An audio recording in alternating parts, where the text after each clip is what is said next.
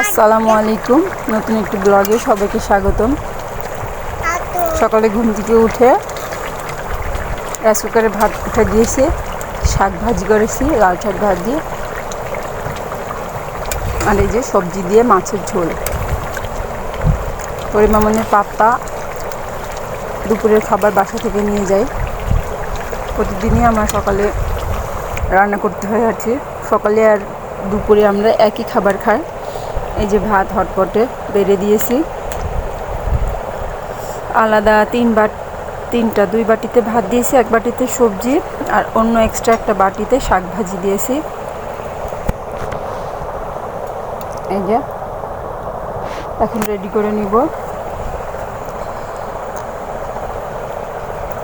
এই যে প্লেটের ভাত, পরিমামনির পাপ্পা এখন খেয়ে যাবে। ধন্যবাদ সবাইকে ভিডিওটি দেখার জন্য।